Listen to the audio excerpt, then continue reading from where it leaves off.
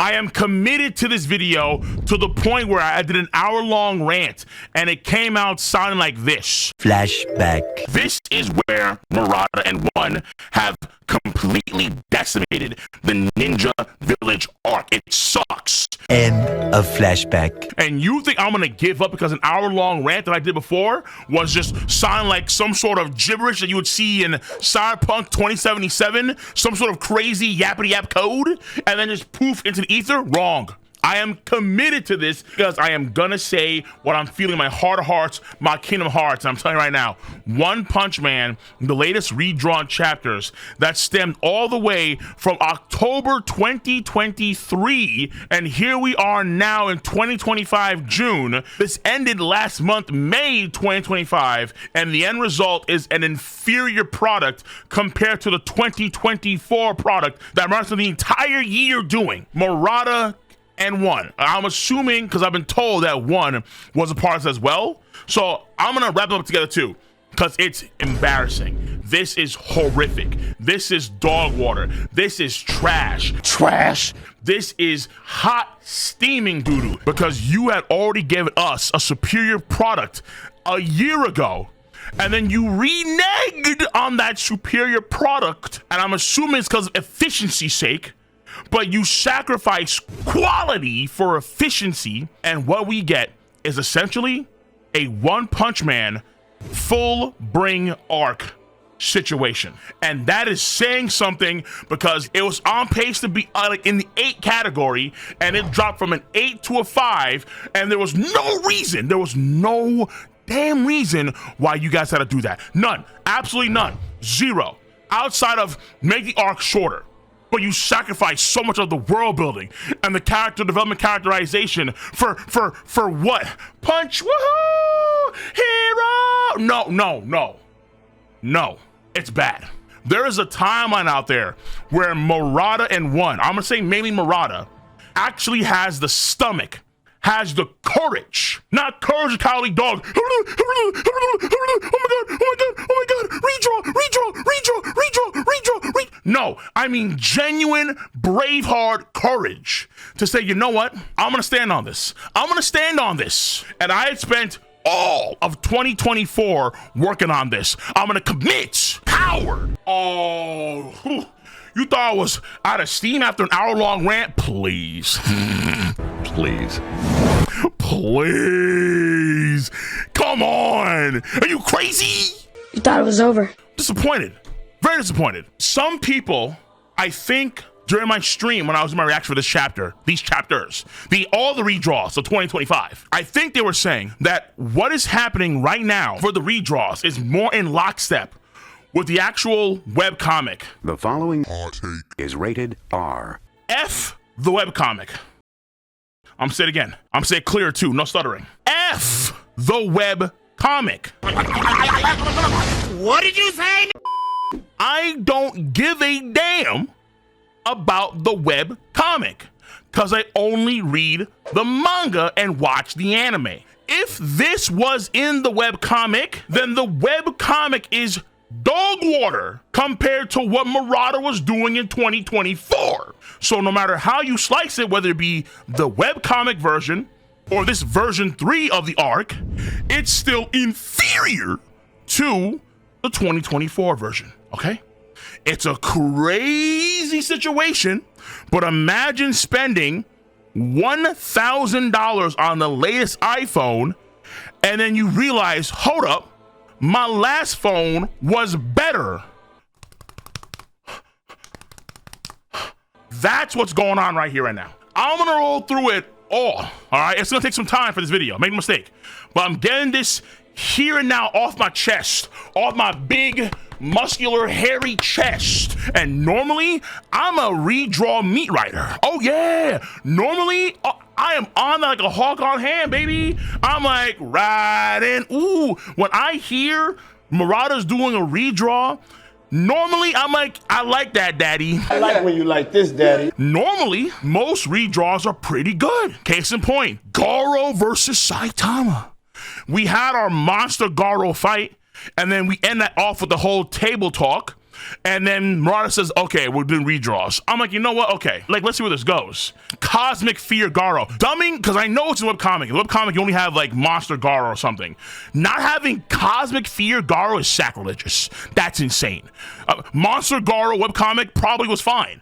But Cosmic Fear Garo crip walks all over Monster Garo to the point where I'm not even trolling when I say this, but Saitama versus Garo is one of the best fights in manga history, bar none. When it came to the choreography, when it came to the actual character history and character development, when it came to the arc itself, which included not only oiled like paintworks, but also GIFs. GIFs? What? Oh my god, bro. No. Who else is doing GIFs in their mangas? Please. I stand a lot of the redraws.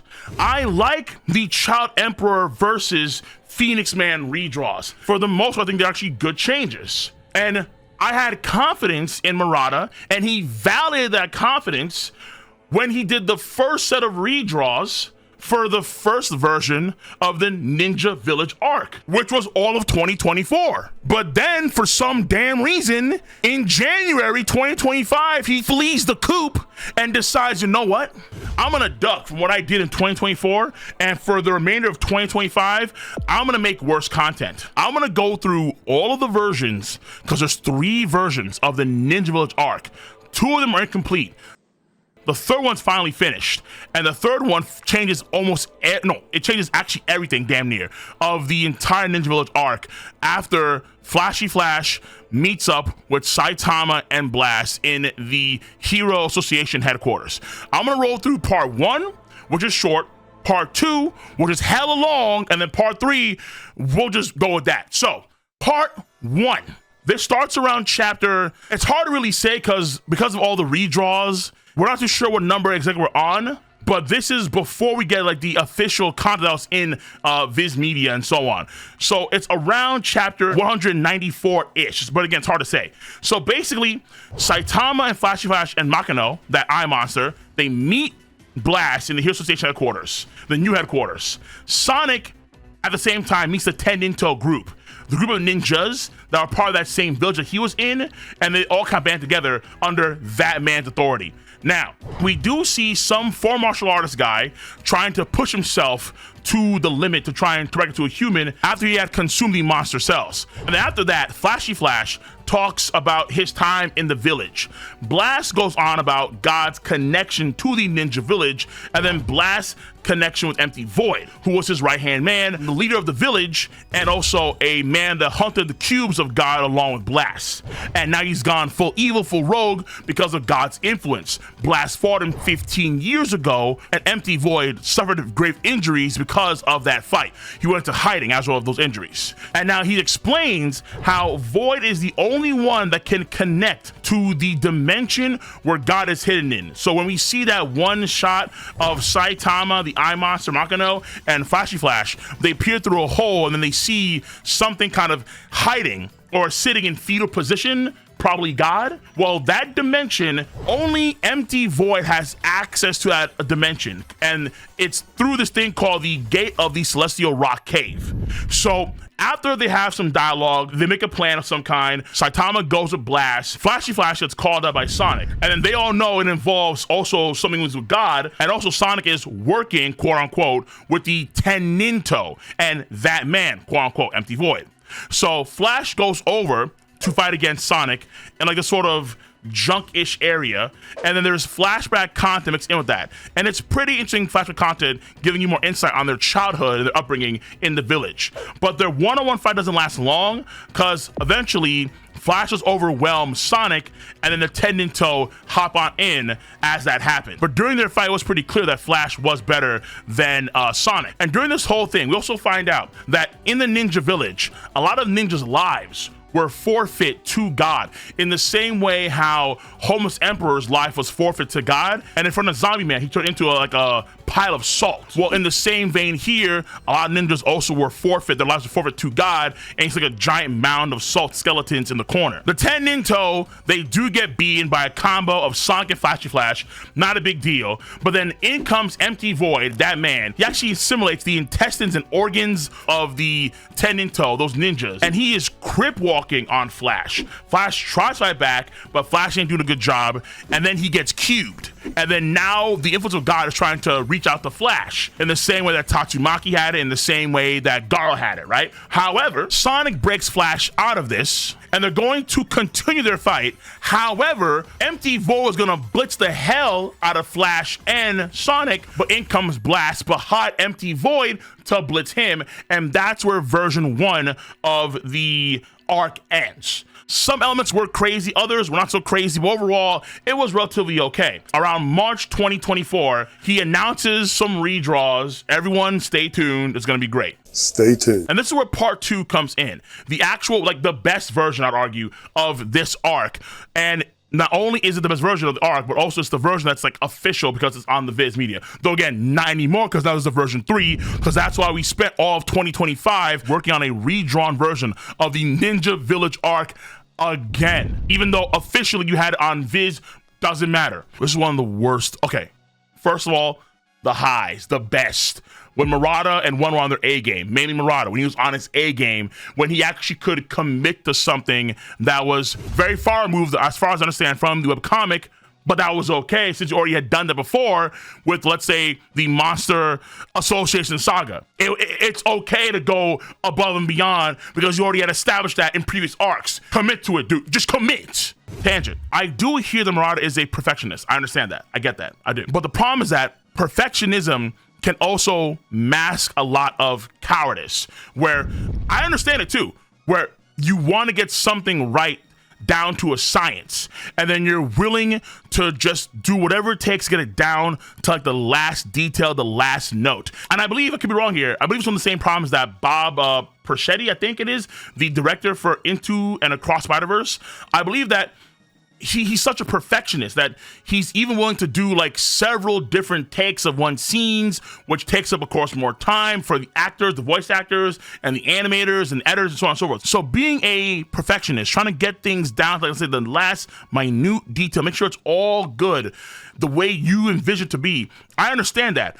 But at the same time, because you're a perfectionist, you're unable to move forward because you always feel like you can do better. But at the same time, it's like you're almost scared of the product you're creating right now. You're scared of the current product that you made, and because of that, you're unable to put it out there for the masses and take in the positive and negative, whatever spawns from your product. It feels like in some cases, at least in this case, I'll say in this case for sure, I'll give it a sec. This to me feels like a very cowardly move. I'm not gonna lie to you, because so many of the changes are so far removed from what he had established in part 1 and in part 2. Part 3 is a completely different arc. It's insane. You could argue it's for more so efficiency's sake, but you were already on the cusp of ending all this stuff anyway at the beginning of the year. You're already on the edge of doing that since Saitama was almost in position to do what he does best. It boggles my mind where you could already commit to just finishing what you already established versus you do the entire thing over again from like almost a year's worth of content goes down the drain. How is that? Okay.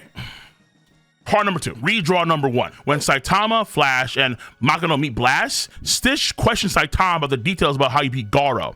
And remember that Saitama doesn't remember those details because he had the causality of the universe kind of like erase his memories. Outside of that, most things are the same with some slight alterations here and there because then you have new questions being brought up to the forefront. And then there's a massive change compared to part 1. Empty Void makes an attack on the Hero Association headquarters. Blast kind of feels the attack coming in. He puts his fists together and he teleports the entire city of the association while an attack from Empty Void comes in called the Dimensional Slash. After that, Blast reforms the city to where it naturally was to avoid the attack. Then it's revealed that when Saitama beat Garo, the energy of God that left Garo, that sort of steam, that sort of smoke, apparently Void was camped out near a Doctor Strange Marvel Rivals portal right near the smoke. So when the powers of God left Garo, Empty Void sucked like Kirby. He sucked in those powers. And Blast caught that, which explains why Blast is kind of nowhere seen come the end of that arc. Then Blast goes through his own portal to confront Empty Void, and Empty Void, who's absorbing the powers of God, they're fighting each other in space. In space. Nothing but cosmos all around them. Maybe near orbit, but it's unclear. That being said, they're fighting somewhere in space. And then Empty Void decides to just dip. He ninpo dips by grabbing the space itself, kind of throwing it over his body like some sort of current, and he disappears into the ether laughing. An absolutely epic scene, and then later on in their convo, Blast reveals that Empty Void has revived himself from the fight that he had with him years ago by absorbing the powers of God from Garo, and he's utilizing the powers of God. So like last time, after that, like last time version 1, they set up a plan, though in a different way slightly, and then you have that invitation from Sonic to fight against Flashy Flash, again a part of the 10 Ninto thing, but Sonic does his own thing, fights 1v1 against Flashy Flash for a period of time. During this fight, it's actually way more back and forth, and we get also more details on how they operate when they were kids in the village. We get more details of the severity of their training in the village, things of that sort, to give us more characterization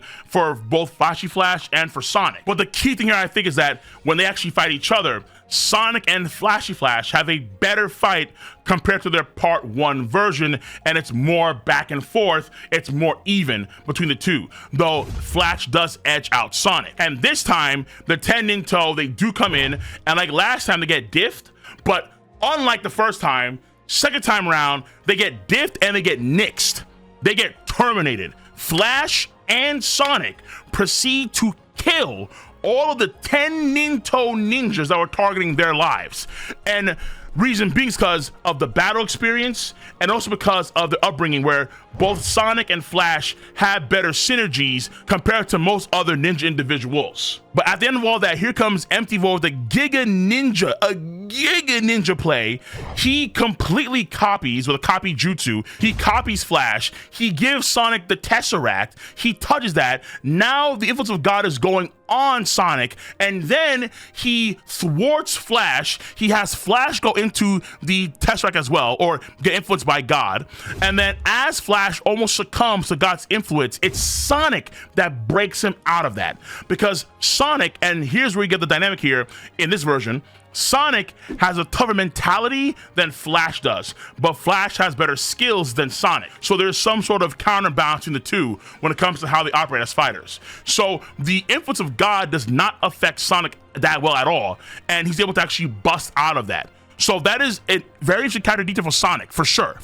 But things only get even more intriguing. Sonic and Flash, they decide to tag team Empty Void, but Empty Void dips. He dips into a higher plane of existence where he sees all parallel worlds. So remember how we have Blast's Ginyu Force Guardians of the Galaxy, and some of these cats look familiar, like there could be another version of Boros, Beerus, right? Well, it looks like some of this could be involving other parallel worlds that we see in this version. And then Empty Void is able to manipulate one of these dimensions and actually cut through space-time itself on a higher plane of existence.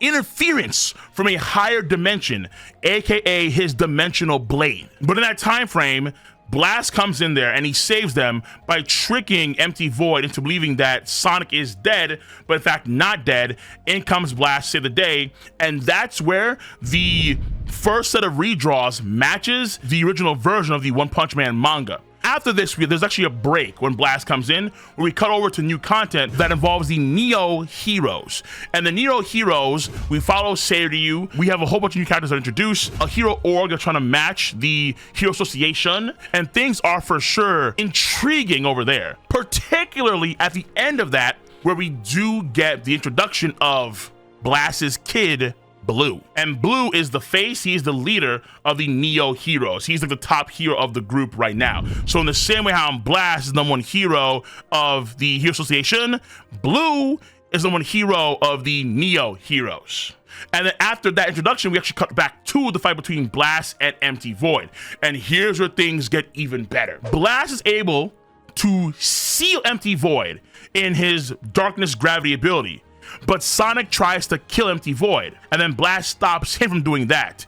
In the process, Void takes that chance to absorb some of the gravity and dark energy of Blast, and then he darts back to that higher dimension. He makes a Grand Canyon with another dimensional blade with a single swing from a higher dimension. Void then shows off a new form where his face is kind of like glowing, the suns or stars in his face. And then he realizes that Garo was actually a fraud. He was a failure. He didn't commit fully to the powers of God, which we do know, because he only actually slapped the powers of God, really. And because of that, God couldn't really give Garo everything, but Empty Void is willing to accept everything. You can argue and say that's why you could go to a higher plane of existence, but Garo could not. And the reason being, obviously, is because, Garo, he was holding that sort of intent against God. We see him actually train Saitama to learn the powers of God. Garo himself had that sort of dark nature against God. So Blast and Void fight again. This is like round 2 or round 3. And this is heat. This is some damn good heat. And it gets to the point where Blast is winning, but Empty Void actually rotates his head and his arms to a 180, except for his back are facing an opposite direction, and he's able to actually cut off Blast's arm. And at that point, Blast kind of claims that, okay, maybe you could have actually killed me if you wanted to, but Garo's factor inside of God's powers is actually convincing you to not kill me. But he does take a massive amount of damage anyway after that statement, and there's cuts all over him. In come Flash and Sonic to try and help out again, but once again, he darts to the higher dimension where he sees the parallel world. He attacks from that higher dimension and is about to devastate Blast, Sonic, and Flashy Flash. Boom. Saitama.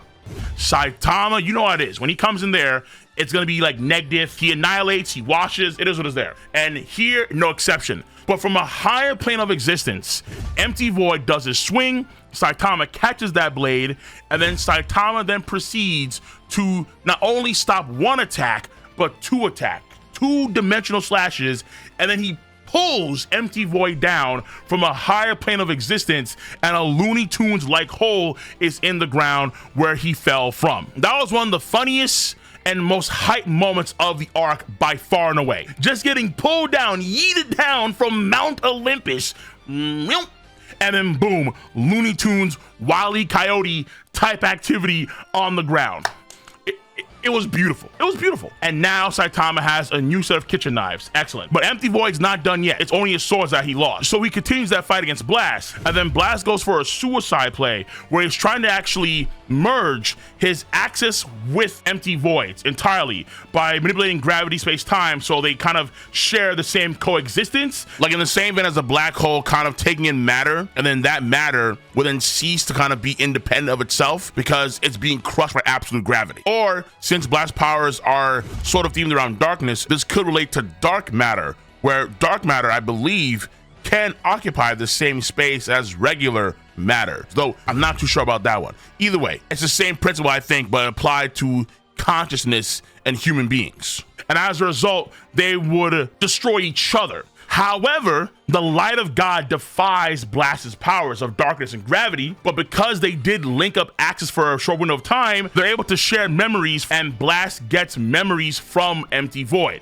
And here's where we get an Empty Void flashback, where apparently 15 years before the founding of the association, Blast met Empty Void when Empty Void had to deal with one of his own ninja comrades from the village, Dirty Stain, who was influenced by the powers of God. And from the very beginning, Void never trusted Blast. So he pretended he was emotionally compromised at that point in time to get on Blast's good side, and was always keeping an eye out for Blast while they were looking for the powers of God in the cubes. And during this point in time, again, as Ninja Village Ops, he has his sister, Selena Luna, going on a massive op mission. She is gonna get close to Blast. And when I say close, I mean not only get married, but have children get close. And all of that was an op play by Void and his sister Luna to make sure they got more intel on Blast, the scientists that he backs or that back him, more intel on God, where Blast's powers come from, all kind of stuff to benefit the village. But in the line of duty against another avatar of God, Luna dies. And even though Void's kind of like brushing it off, she was just weak and blah, blah, yada, yada, he's actually off kilter, not eating. And then when he goes on a mission with Blast, he's not locked in, not focused. A statue opens up and then a cube of God actually touches his hand. You know what that means? God influences empty Void. He sees his sister, he sees Dirty Stain. And then from then on, it was history.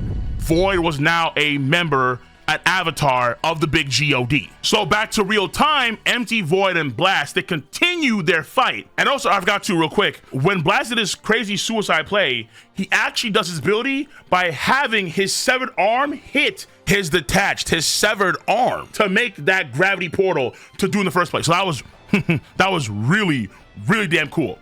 But they continue their fight. Blast does admit at this point that yes, he did know that Luna was an op. Despite all the things that they did, getting married, having a kid, he knew that she was an op and he went through it anyway, which is an insane detail for his character. And it's revealed that essentially not the best plan, but Void's plan was to make more and more and more avatars of God. Then he was going to kill himself and use, because it actually is a thing. The influence of Garo is there attached to the powers that he absorbed.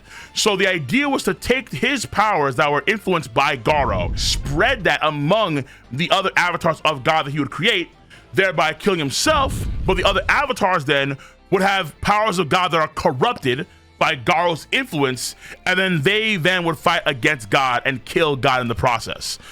Not the best plan, but it's something. At least it's something compared to the actual travesty, the debauchery of version 3. But that effectively wraps up version 2 of One Punch Man, the Ninja Village arc so far. And it's somewhat in conjunction with the Neo Heroes arc, which is why I'm guessing was the main reason why they decided to do the debauchery, lowering the quality, lowering the world building, and the character depth and development, and all these great things. No. Version number 2 was getting close to finishing. All Murata had to do was like maybe 3 more chapters, and he could have finished the entirety of version 2.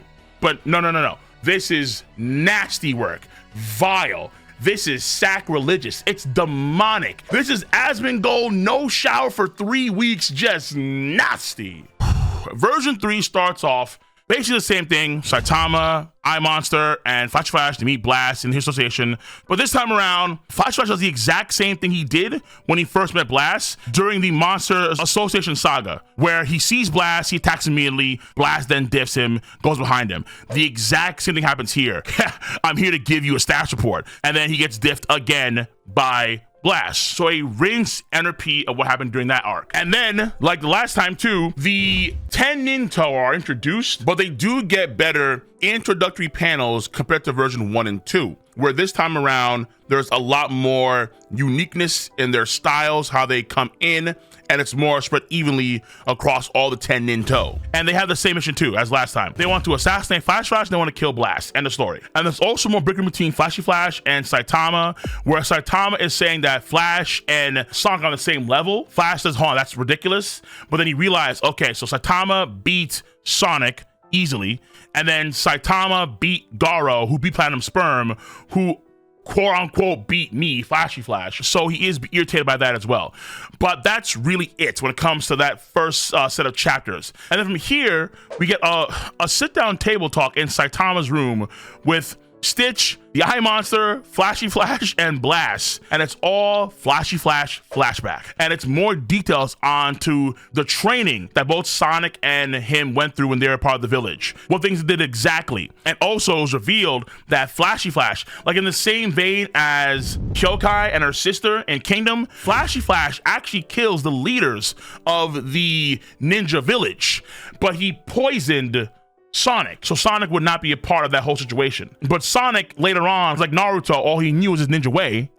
And he was essentially an assassin for hire. So that's how Sonic ends up essentially as a wanted man, working for some rich folks at the beginning of the series. So it does add more context as to what's going on between Flash and Sonic and how they got to where they got compared to the other versions. That is fair. So there is more for characterization on the part of Flashy Flash and Sonic. After that table talk and some Genos memes, then you have like essentially Flash leave. He gets that same letter for invitation to duel, but then also Saitama gets one because Saitama normally gets one from Sonic, and normally he would ignore it, but this time he actually accepts it and he's gonna go over and see Sonic. And in the meantime, you have Blast and Stitch are talking about that man, aka they're talking about Empty Void and how he actually grew up in a similar org to the village, not the actual village, but a similar organization, adding some more context here to the origins of Empty Void. From there, Sonic and Flash have their fight like versions 1 and 2, but this actually more like version 1, but it has more fights than version 2. At first they seem neck and neck, but then Sonic does a thing where like he makes 2 clones of himself and they all start doing Gatling punches, but Flash is able to easily deflect all of the attacks that Sonic throws at him. And then Sonic barely reacts to the Flash kicks and incoming 10 in tow like what happened in version 1 and version 2. So I would say that compared to those versions 1 and 2, this fight is better in terms of showcasing more than version 1 and 2, but I think it's also kind of worse than version 2 because in version 2 it was more back and forth. There was kind of more tension between the two, not hey, I'm Flash, I'm gonna diff Sonic, and the story. I personally like version 2, want to do version 3 or version 1, and this is multiplied by a factor of 5 million for the next leg, which is the ninjas Sonic and Flash versus the 10 in tow, the scrubs that got destroyed in version 1 and got diffed and nixed in version 2. In version 3, apparently the 10 in tow are serviceable.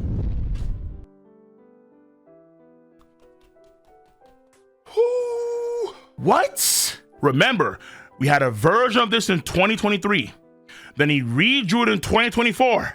And he did it again in 2020. For 1.5 years, we believed that the 10 in tow should and would get diffed. However, in this version of the story, they are not trash. To the point where they actually pressure Speed of Sound Sonic and Flashy Flash in various ways during that group battle, particularly the muscle bound dude, where the muscle bound dude was doing he even shatters Flashy Flash's sword. It was a fake version of his own sword, whatever. So the big dude is doing a lot. Sonic even tries to copy Saitama's sidestep motion. He does like 30 afterimages. Big guy, SWAT, no, dude. Trash. The 10 in tow are not going down easily. And it's to the point where not only are they getting caught, both Flash and Sonic, but also at the end of it all, normally what would happen is that you have them get diff and the Empty Void comes in there and comes Blast. No, Blast comes now. Blast comes in now for the 10 Ninto, the jobbers, the low tier dudes, the meerkats of the savannah that will get destroyed by the lions and leopards. No. This time around, they're actually serviceable and they don't get diffed. Kill me. And Blast, he handles them quite swiftly. They all charge Blast. Blast goes gravity, portal, punch. They're all done. Apparently, Blast found them. Let's say the first time around, we didn't get to see how Blast knew where they were. Second time around, we had Blast actually kind of find them with like teleporting constantly. This time around, apparently it was Rover. He got to Rover. Rover sniffed the letter and found where they were at. So Rover's now incorporated, and Rover's cute, but Rover is incorporated into this whole mess. But right now, you're probably wondering, hold on, what happens to Empty Void? Empty Void, the guy that was getting a lot of character sauce in part 2, was actually really good in part 2. Just gets one punch by Saitama through the concrete. Saitama operates vastly quicker in this version compared to version 2, but he just destroys Empty Void, which makes sense. He's Saitama, but that's why Saitama always shows up late. He always shows up last, because when he comes in there, you know it's gonna be Saitama's world, obviously. So that's why in part 2, Saitama's still lost in the forest, essentially, and he only stops those blades, that's it. But the fight still continues on, where you get that character depth, the character growth, and so on and so forth. But no, Empty Void just gets diffed by Saitama. The ninja don't believe it, and then they get diffed too, obviously. Saitama does what he does best, and I'm not surprised about that. But compared to version 2, it's such a far cry, because from here on out, what we don't get is any really good content with Empty Void. Because after this, when Empty Void is in the ground, Looney Tune style, out of freaking nowhere, some legendary Pokemon spawn, and these Pokemon come from a higher plane of existence, and they're mythical creatures. They're Byakko the White Tiger and Genbu the Black Turtle from ancient Japanese and Chinese mythology. Random. Super massively random. Out of nowhere, just Genbu and Byakko. What? It's because Blast had left his post. So he's a part of that whole Ginyu Force squad. The assumption is that, okay, well, because he was here for too long, this allowed Genbu and Byakko to do what they do and kind of like teleport to the real world in some way. The lesser plane of existence. And then what happens here is that Good Dog Rover, he sees Genbu and Byakko, fires a Kamehameha wave. And then Genbu and Byakko match it with the Final Flash and Masenko Ha. The whole area gets annihilated. And then before Byakko and Genbu, who are above disaster level dragon, before they do anything else, Saitama is going to annihilate their existences. However, before that happens, Empty Void comes out of the hole with the smoke of God coming out first from that hole. Dimensional slash on Genbu and Byakko. In comes Blast, Gravity Knuckles, repeated shots. And then Genbu and Byakko forced back into the higher dimension by Blast. That was that. So Genbu and Byakko were so interesting, but they get diffed. Listen, straight to the point. Empty Void's fine. And the reason why he's fine is the same reason why Garo's fine. Saitama is the fist that goes against God. When someone is imbued with the powers of God, Saitama can remove those powers with a simple punch. So while you have the Teninto yapping about how, oh my God, it was to fill our duties, to live as real shinobi, and all that kind of nonsense, and snore, Teninto. Because again, these guys should be dead. In every other version, they should be dead. But in this version, they're not. And it only gets worse because they're actually now going to be Saitama meat riders. And then finally, we have the talk from Blast about what are Saitama's fists made out of. They're made out of whatever the mangaka wants to be made out of. Infinite power. Void and Blast, they skedaddle off to the higher plane of existence. And then this place is called the dimension between space and time. That's what it's called. And then we find out that not only was it Byakko and Genbu, but also we see a divine beast called the Kirin. And the Kirin is a divine horse that you would see in ancient Japanese and Chinese mythologies. And the Kirin was taken down, not by Blast or by freaking Empty Void, came down the same time as Genbu and Byakko, but Saitama caught him, punched the piss out of him. And that's it. That's literally it. That's how it ends up on. Like I said before at the beginning of the video, and I ran through it step by step for the most part. That's why this video is so long, okay? I'm just like, bruh. Because it's a shame. It's a real shame. I think it's cowardly. I think it's BS. The main reason why they did it is because of efficiency. Murata and One, I think they said, screw quality, because even though Murata could have ended the arc, let's say within the next 3 to 4 chapters, in the version 2 version, because it kind of cuts into the Neo Hero arc, I think that's the reason why they said, you know what, let's just kind of make all one condensed arc, keep it simple. And I think if this was how we got things off the gate, it'd be actually fine. It'd be like a 7 or 10. Okay, it's passable. Because we have version 2, so much better. Like 8.5 out of 10. Actually having a deep character with Empty Void. Blast is a much better character in version 2 compared to version 3. A much better character. The world building is better because not only do you get the world building stuff through Blast, Empty Void, but also you get it through, you do have that dimension between time and space, fair enough, fine. But you have the parallel worlds of God, the Empty Void can access, which I thought was way more prominent of a thing for world building than the dimension between space and time. Because the parallel worlds implies a significantly, a lot more for the story of One Punch Man. That you can go, let's say, potentially all the way back to the mural that we saw with Monster King Orochi and how it actually wasn't him, but it was God above him. You can go all the way back to that and associate that with the parallel worlds and time traveling in One Punch Man and things of that sort, right?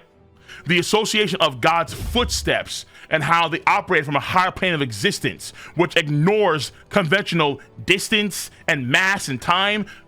There's so much more there for world building and power schema building than the dimension between space and time. It's something, but it doesn't compare, I think, to version 2's world building content. So you suffer in terms of world building, you suffer in terms of story development, story growth, and the character elements of the story suffer as well, because even though we do get more content for Flash and Sonic, it's not that much more content compared to what we get for other characters in version 2, like Blast, and for obviously Empty Void.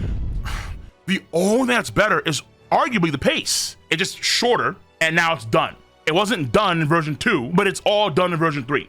And now they can kind of focus on the Neo Hero stuff. That's not a fair trade-off. I don't care. I don't give a F if it's closer to the webcomic. Losing Cosmic Fear Garo is always going to be a worse trade-off than whatever the webcomic has. Absolutely, positively. To me, this sucked. This sucked a lot. And that's why the video is so damn long, and that's why the video exists. Again, I did an hour-long one before that was completely muffled. As if like God was telling me, don't do this. I'm doing this. For like Saitama, I am the voice against God. Murata, N1, if he's a part of this, drop the ball. This was BS, very disappointing, and it is the full bring arc of One Punch Man. 5 out of 10. Subpar at best. And honestly, I'm kind of lying to you because I am a One Punch Man stan. This really is a 4 out of 10.